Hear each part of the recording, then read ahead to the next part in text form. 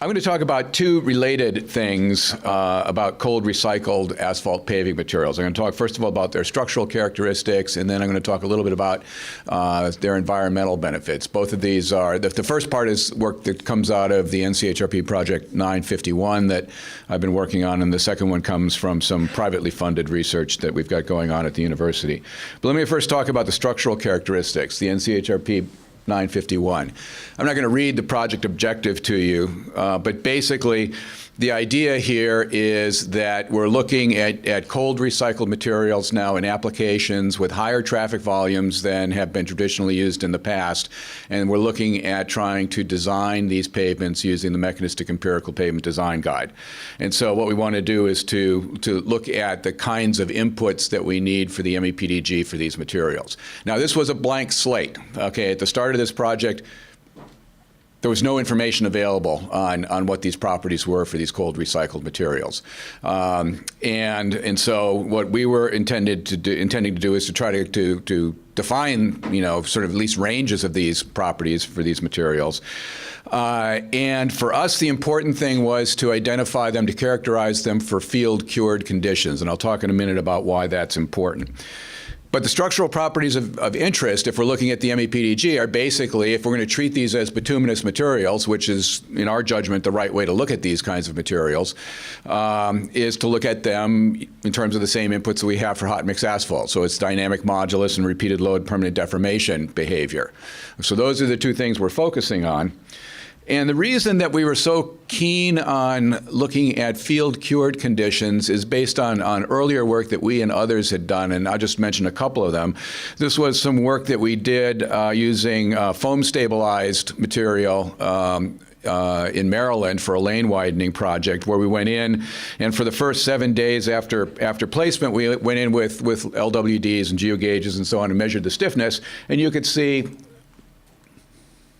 it's not much of a, oh, there it is. Okay. You can see this is for a conventional, graded aggregate base section, and this is for the foam stabilized material. And a couple of things to notice. Both of these materials increase in stiffness with time over the first week. In the case of the, not much pointer here. In the case of the blue line, it is just due to drying, the fact that the GAB dried out after placement. And in the case of the red line, which is the foam stabilized material, it's a combination of drying and also curing of the bonds of the foamed asphalt. The interesting thing was when we came back 6 months later, just before opening to traffic, after the hot mix had been placed on the top, and we did some FWD testing, and we measured, back calculated stiffness. And the one to take a look at here is the middle graph, which is the base layer. And you can see that segment B and segment A in the control strip were sections that had the foam stabilized material, and the GAB section was a control section that didn't have the foam stabilized material. It just had graded aggregate base in place of it. And you can see that obviously the foam stabilized materials, the GAB is way down here. The foam stabilized materials are much stiffer. But the interesting thing is, this is what the stiffness of, this is a cold central plant recycled material. This was what we measured with the GeoGauge and the LWDs after the first 7 days of curing. And we're getting about an order of magnitude increase in stiffness by the time we finally open that section to traffic 6 months later. So field curing is really important here. And again, just another study that shows that this is some work that was done by Andreas Louisos in Greece, again looking at foam stabilized recycled material. And this is coming in 6 months after, or well, various times. The horizontal axis is months since construction, and the vertical axis is back calculated modulus of the foam stabilized layer. And the different lines correspond to different passes, different wheel paths, and so on in the pavement. And the red that I've highlighted is kind of the average. And you can see that we're getting about a 5-fold increase in stiffness as we go out from right after placement to about 12 months after construction. Okay, and so, clearly what we want to do is to characterize these properties at the 12 months after construction time, because that's more representative of what the material is going to be seeing over most of its service life. Now, the key here is that, well, I'll come back to what our approach on this, but so how do we determine the field cured material properties? Let me talk first of all about the team rather. So it was sort of an interesting team. At the university, we were the principal investigator.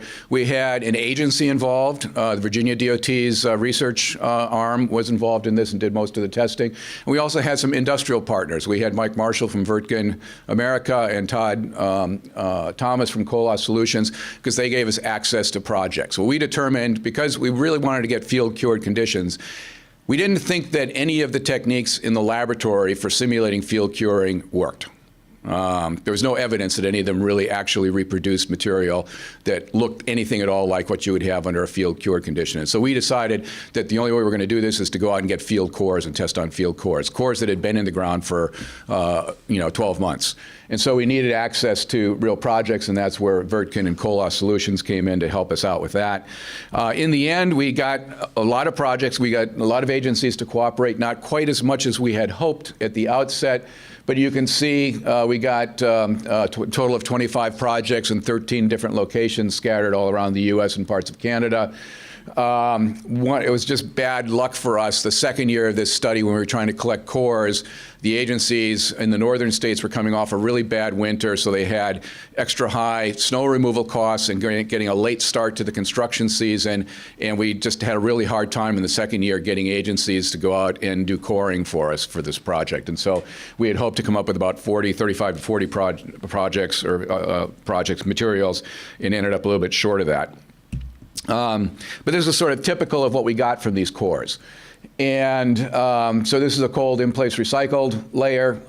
And we knew that this was going to be a problem from the outset, that, if we're looking at things like dynamic modulus testing and repeated load permanent deformation testing, we're not going to get 6-inch diameter by 12-inch cores out of these projects.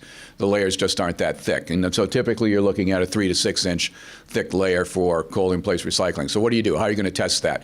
Well, there's a lot of ways we looked at and thought about, but what we ended up doing at the end is we sort of piggybacked on some work that Nelson Gibson and others were doing at federal highways and other locations by doing substandard or smaller size specimens that are cored horizontally out of these thin lift cores. And so this is actually on hot mix material, because we sort of test drove this process on hot mix, since we had a very limited amount of recycled material to work with, recycled cores. And so you can see a standard gyratory core there in the upper right that's cored horizontally, and it worked pretty well. Okay, this is again for hot mix. But we did a whole bunch of different size mixes and a bunch of different sized, specimens. But basically what you're looking at here is the small specimens cored horizontally. These were 50 millimeter diameter by 110 millimeter height. That seemed to be about the best that in our determination, versus what you would get from a full-size specimen doing a standard dynamic modulus test. And yeah, they're scatter, but this looked pretty good. And again, remember our backdrop. Nobody had a clue as to what the dynamic modulus properties for these materials were. And so if we could get it, even if there was a 10%, 15% error in the dynamic modulus values because of the coring technique and the small-size specimens, for our purposes, that was dead on. And so this shows now, one of the cold in-place recycled cores after specimens have been taken from it. So we used that technique. We took our 25 projects. We ran the dynamic modulus testing on it.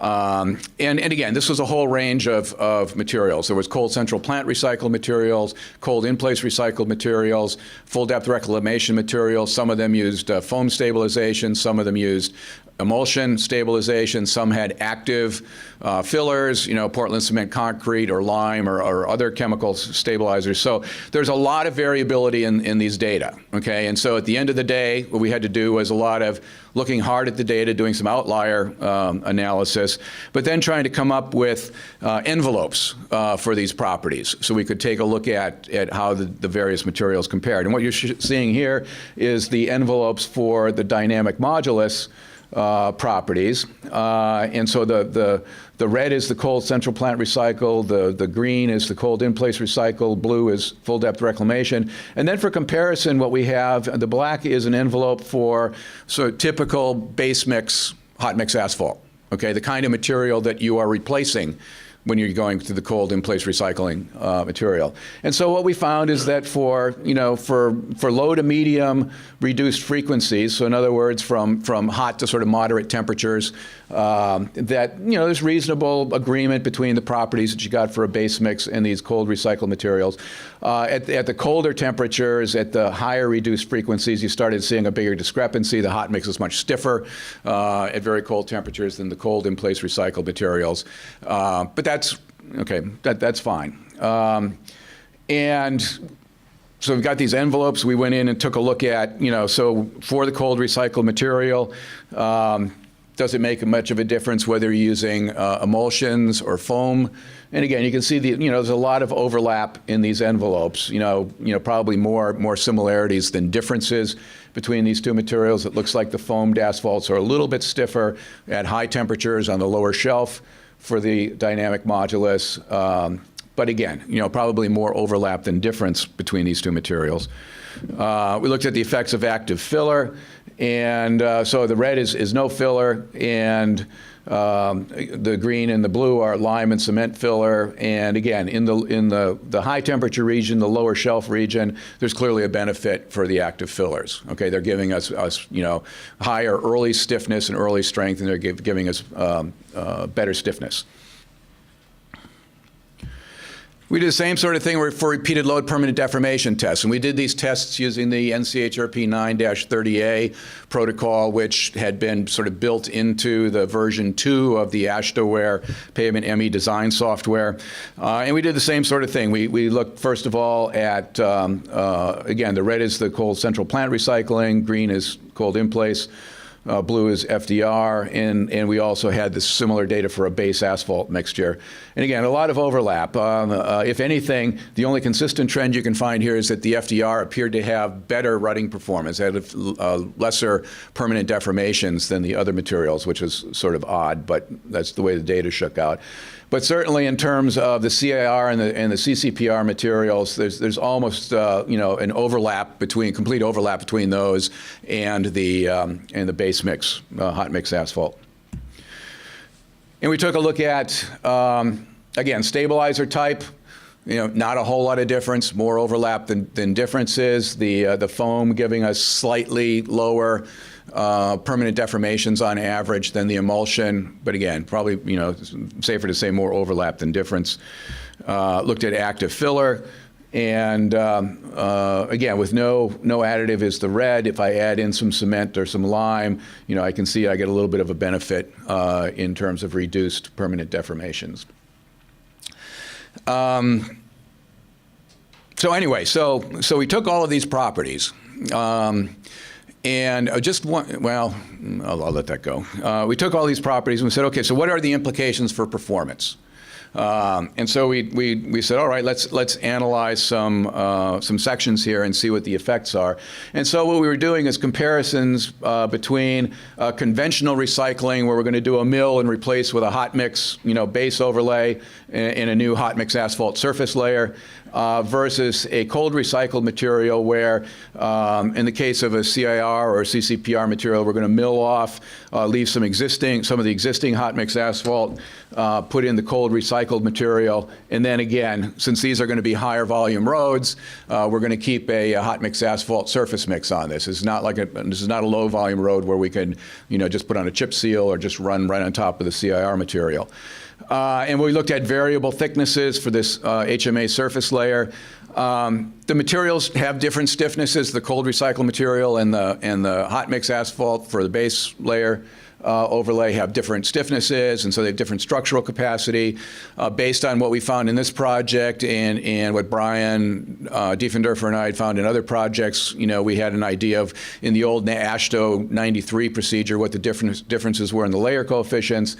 And so based on that, we determined that, well, if I had a 4-inch hot mix base overlay here, that the equivalent for that for the cold materials would be 5.5 inches of the cold in place recycled or cold CCPR material. So those were the sections that we analyzed, and again, these were all analyzed in the pavement ME design, and it's important here that we did this using version 2.0 because that was the first version that actually lets you put in repeated load permanent deformation properties on a layer basis, on a layer by layer basis. In the prior versions, you couldn't do that. You could only use the default repeated load permanent deformation characteristics, which were calibrated for hot mix asphalt, so they weren't really relevant for our study. So we did this and ran a bunch of analyses, and again, the details aren't really all that important. Sort of a plain vanilla kind of set of pavement sections. We looked at different traffic levels, and we adjusted the HMA surface thickness accordingly for the different traffic levels. And we looked at different climates. We looked at a cold, sort of moderate, and hot climate condition. And again, we used level 1 material properties for the analyses. So that meant level 1 dynamic modulus for all the hot mix asphalt and cold in-place recycled materials, and also level 1 material properties for repeated load permanent deformation for all of those. Important thing to note here is that we did use the global calibration for the pavement ME design software, and that is based on sections of which there are no cold recycled sections in the calibration data set. So this is calibrated based on hot mix asphalt performance, and our assumption here, at least at this point, is that that calibration is good enough for us right now for the starting point. We're also assuming that the rutting models that are in the MEPDG for bituminous materials also apply for the cold recycled materials, as long as we use the right level 1 material properties for those. We did not look at cracking, and the reason for that is that for the kinds of sections that we're considering here for pavement ME design, for higher traffic sections where we're going to have a hot mix layer on top of it, that there was no evidence in the literature that cracking was a problem with the cold recycled materials. It's a problem in places like South Africa where they use cold recycled materials but with a very thin surface course, and where the stress levels in the CIR material are much higher than they would be in US practice for more heavily trafficked roads where the CIR material is pushed deeper into the pavement structure. And so we ran, I'm not going to show all of the results, but we ran, the different traffic levels with correspondingly different HMA surface layers. We looked at different climate zones. We looked at all the different materials. And what we found by and large, and it shows up a little bit better, this is looking at all of the data, and it's a little bit hard to analyze it here, but we looked at it in terms of these box and whisker plots where, again, I'm just showing it for the Maryland weather for the temperate conditions, but we looked at the predicted rutting, and we looked at, this versus the different thicknesses of the hot mix asphalt surface layer, and you can see sort of the mean and plus or minus a standard deviation, and also some outlier points here. In the hot mix asphalt, the control section where we did a conventional hot mix asphalt overlay after doing the milling is the heavy blue line here. So by and large, what you found is that for well-designed recycled materials, that sort of the mean performance of those materials in terms of rutting was pretty comparable to what you would have had with a conventional hot mix asphalt overlay. There were some exceptions. As I said, there were some cases where we got considerably more rutting than we would have gotten for a hot mix asphalt. And of course, it's going to be worse for a very thin surface layer, because that means you're going to have higher stresses in the cold recycled layer. As you go to progressively thicker surface layers and that cold recycled layer gets pushed deeper, you see less and less difference between the hot mix and the recycled materials. We looked at these, and we're still looking at this. We're still trying to finish this up. But if we looked at these projects and tried to identify why these particular materials gave us much higher rutting in these conditions, well, in a couple of them, the stiffness on the lower shelf was particularly low, so that's not good for rutting. For some of them, the intercept on the repeated load permanent deformation plot was a little bit high. The thing that was consistently high for all of these, though, that exhibited high rutting was the slope of the repeated load permanent deformation behavior. And what we're doing now is we still haven't found really a good explanation. When you look at the mixtures, you look at their volumetrics, you look at the gradations, you look at all of those other things, it's hard to tease out a good causal relationship there, simply because we don't have enough data points. We have 25 materials, but it's spanning, CIR, CCPR, FDR, emulsions, foams, and so we really needed more data than we were able to get, but we got what we could. So we're still trying to come up with some better, stronger recommendations on that. But anyway, in terms of conclusions regarding the structural properties, as I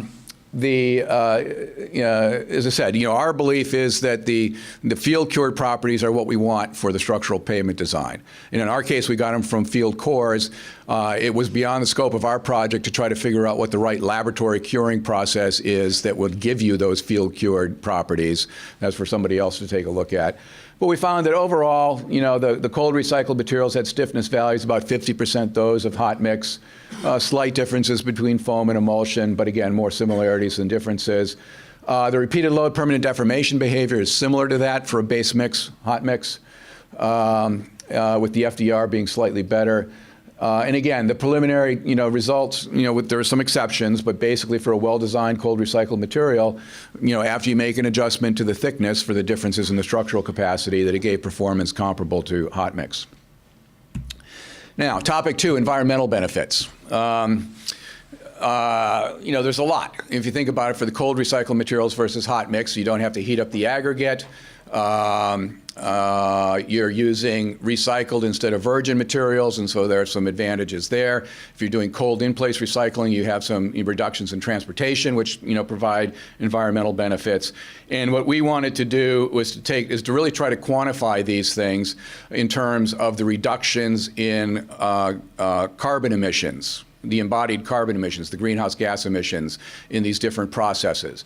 And the ultimate objective of this, and again, this was research funded in part in jointly between the university and one of our local producers in Maryland, and then ultimately continuing funding through the producer, is to try to get formal certification of the carbon credits so that these could be traded on the nascent carbon credit markets, the few that exist right now. And this turned out to be a real pain in the butt. Because right now, all of this carbon credit verification is done through NGOs that don't know how to deal with this kind of stuff. And so a lot of our work in trying to get this through, we were working with one of the NGOs called the Verified Carbon Standard Program. And part of our work was to try to educate them on what this was all about and how you would go about characterizing or quantifying and certifying the reductions in carbon credit emissions. So we're just about actually at the tail end of this. We just about have the final approval from VCS. But we're doing a cradle-to-gate analysis. So we're looking at the embodied carbon emissions in the raw materials that go into the process, the material processing itself, the production, the placement of the material. The only thing we're not looking at is, after placement, the maintenance and whatever, residual, value there is there after demolition. So we're doing cradle-to-gate. And you can see here some of the details here, but basically, we're not looking at the capital goods or the employee transportation, but basically just looking at the embodied carbon emissions in the materials and the processes themselves. And so what we did is you sort of break down the process and the materials into all of their various steps and look at where you get embodied CO2 emissions at each step of this. We went out and did some extensive data collection. I won't go into the details of that, but this actually meant going out to actual projects and production plants and trying to characterize the carbon emissions of these various steps in the process. And so we did this for HMA, we did it for cold central plant recycled materials and for cold in-place recycled materials. In this case, these were all foam stabilized materials. And so you get something like this. So this is for HMA. So, we looked at, in this case, this was 16 hot mix plants and 15 projects in the mid-Atlantic region. And, we sort of looked at if you look in the lower left, the amount of carbons emissions in the raw materials, embodied in the raw materials, in the plant production, in transporting the material to the job site, and in the placement. And again, this includes everything. This includes the fuel for the equipment that is involved in all these various stages. So it involves the electricity, used at the plant. Okay. So anyway, so we came up with an average of 135 kilograms of CO2 equivalent per metric ton for HMA. Similar sort of thing for foam stabilized base emissions, and again, went out and collected a bunch of data, came up with an average, and there's some variability obviously, but an average of about 77 kilograms per metric ton. So this is about a 43% reduction. And then for CIR, there was a much bigger reduction because you eliminate a lot of the transportation costs going back and forth to the plant. And so here we came up with an 83% reduction on a per ton basis compared to HMA. Now, you have to adjust that now for two things. One is, again, you know, the cold recycled materials aren't as strong as hot mix, so you got to use a little bit more of them. So you got to factor that in. And also, we're doing everything on a per ton basis, and the cold recycled materials are a little bit less dense than HMA. So you got to factor those two little corrections in. And so we did that, and we went through and analyzed a couple of typical pavement sections for this. And the end results were this, that if you look at the emission intensities, again, the HMA was, you know, this is now per ton after adjusting for, or sorry, this is, this was per length of pavement after adjusting for thickness and after adjusting for density. So the HMA was the reference. The CCPR gave us about a 42% reduction in emissions, and the CIR gave us about an 83% reductions in embodied carbon emissions. So what does that mean in terms of cost savings? Well, the cost savings just by going to the cold recycled materials, I didn't have a good number for CIR, but I had a pretty good number for the CCPR. That was saving us about $20 a ton as compared to base mix, hot mix. And again, you can argue about these numbers, but that's sort of ballpark. The carbon credit value is a little bit hard to pin down right now because the markets aren't very well defined, but that's somewhere on the order of $1 to $2 a ton in carbon credit value, which is pure profit, if you can get it. It's there for the taking. And my own thinking is that it's not so much the dollar. The dollar value is going to be important, but what I see coming down the road is the increased demands for reduced carbon footprint that's going to be pushed down onto transportation agencies, which is going to be pushed down onto highway agencies, and we're going to be directed to reduce the carbon footprint of our projects by, pick a number, X%. And these kinds of analyses and these kinds of savings, I think, are going to be critical for helping us to achieve that. So again, conclusions, the cold recycled foam stabilized base material provides substantial savings in greenhouse gas emissions, you know, anywhere from, you know, roughly 40 to 80% reductions. You do have to factor in the differences in densities and structural characteristics, but still 40 to 80% reduction in greenhouse gas emissions for these materials. And with that, I'll take questions. Thank you. Maziar Moabeni, University of Illinois. Just wanted to ask you if you looked into the construction variabilities about different projects, for example, FDR, CIR. So, like, you got these cores, but did you look how they were constructed and those variables affect the lab test results? Yeah, we did. I mean, the data we collected in addition to the cores is we would go to the agencies and get their mixed design parameters. We would get their logs of, you know, what went on during construction, whether there was any QA testing during construction. Most often there wasn't, but at least you would get some idea of what kind of equipment was being used and, you know, what the processes were. We collected data on the weather conditions at the time of placement and for the short period afterward. So we tried to collect as much as we could, and you know, the problem we had was that given the range of different materials that we had and the relatively small, you know, again, 25 materials at the end of the project, because we were at, you know, we basically had to go and beg at agencies to say, you know, can you go out and do traffic control and get some cores for us and ship them to us? We'll pay for the shipping. So yeah, I mean, I think that, and so that's why we couldn't really puzzle out good relationships between, say, mixed design variables or construction variables and the final field cured properties. But it's a start. I mean, you know, other projects will likely do, you know, similar kinds of things, maybe for other purposes, but, you know, hopefully the database will grow. So. Thank you. Well, it looks like our time is up. And I would like to thank Chuck for his presentation.